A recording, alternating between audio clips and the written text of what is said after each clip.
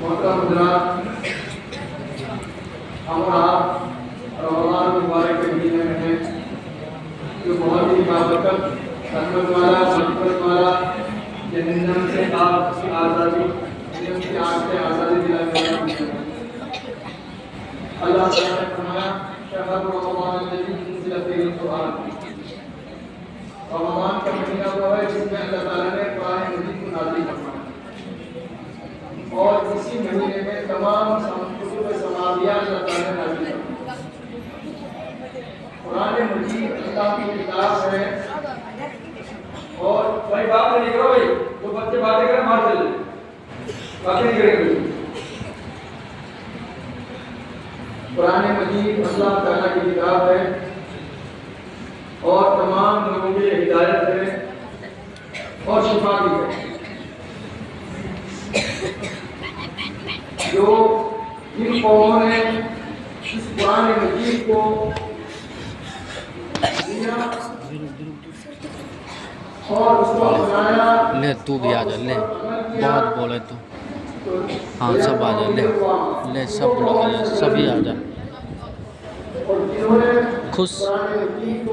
خوش ہے نا، تو بھی آ جا، لے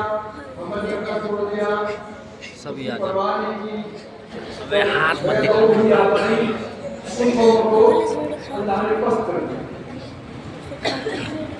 آج ہم دنیا میں مسلمانوں کو تکلیف میں، پریشانی میں، ذلت میں دیکھ رہے ہیں۔ اس کی وجہ خاص یہ ہے کہ ہمارا تعلق قرآن سے نہیں ہے، جس پر قرآن نازل ہوا ان سے نہیں ہے، جس نے نازل کیا اس سے نہیں ہے۔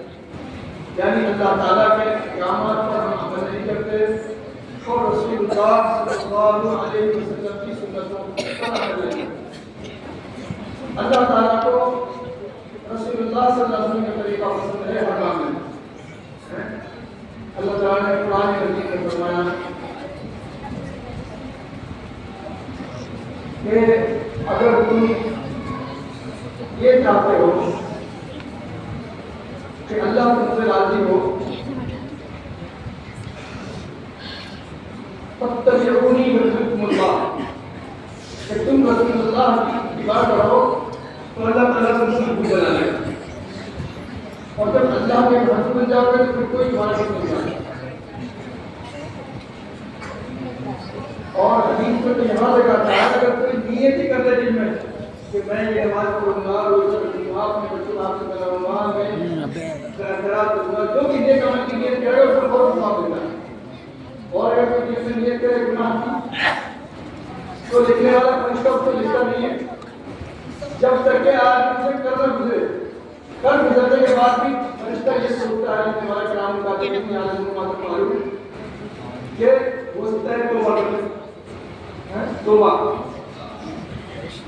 تو پھر وہ بھی اور اللہ تعالیٰ کو مٹا دیتا ہے توبہ بھی مٹا دیتا ہے۔ تو قرآن صحیح سے لے اللہ تعالیٰ نے قرآن مجید میں وعدہ فرمایا ہے کہ ہم نے اس کو ہم یہ اس قرآن کو اتارا ہے اور ہم اس کی حفاظت کرنا ہے۔ اس کی حفاظت کا ذریعہ اللہ تعالیٰ نے یہ حفاظ بنائے ہیں۔ پیارے نبی صلی اللہ علیہ وسلم نے رمضان مبارک میں 3 دن تک نماز پڑھائی کرا دی۔ چوتھے دن آپ عشاء کی نماز پڑھا کے گھر میں چلے گئے اور باہر ہی نہیں آئے، صبح تک نہیں صحابہ انتظار کرتے رہے۔ پھر اگلے دن آپ نے فرمایا کہ میں نے دیکھا کہ تم میرے انتظار کرتے رہے اور میں نہیں آیا، میں اس لیے نہیں آیا کہ مجھے یہ ڈر تھا کہ کہیں تم پر یہ تراویح فرض نہ ہو جائے اور پھر تم پریشان نہ پڑو۔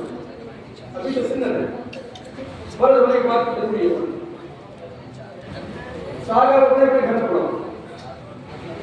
پھر رسول اللہ صلی اللہ علیہ وسلم زمانے میں تراویح کی جماعت تھی، پھر آپ صلی اللہ علیہ وسلم دنیا سے چلے گئے تو آپ کے بعد حضرت ابوبکر صدیق رضی اللہ تعالیٰ عنہ آپ کے خلیفہ ہوئے اور 2.5 سال انہوں نے خلافت کی، ان کا انتقال ہو گیا۔ پھر ان کے بعد حضرت عمر رضی اللہ تعالیٰ عنہ خلیفہ ہوئے۔ حضرت عمر رضی اللہ تعالیٰ عنہ کے دل میں اللہ نے رحمت عمر سب سے افضل انبیاء کے بعد حضرت ابوبکر صدیق نے ساری امت کا اس پر اتفاق ہے کہ سب سے افضل ہے صحابہ میں تمام دنیا انبیاء کے بعد. اس کے بعد حضرت عمر رضی اللہ تعالیٰ عنہ کا نمبر ہے اور آپ کے بارے میں اللہ کے رسول نے فرمایا کہ لو مانا نبی بات ہے کہ یہ بات کوئی نبی ہوتا تو عمر ہوتا. کیا ہے؟ تو عمر ہوتے ہیں. اور قرآن مجید میں 10 جگہ حضرت عمر رضی اللہ تعالیٰ عنہ کی بات معاملات میں تصدیق کرنا.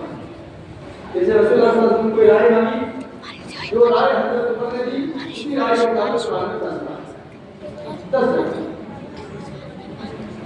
بہت اچھی اہمیت ہے.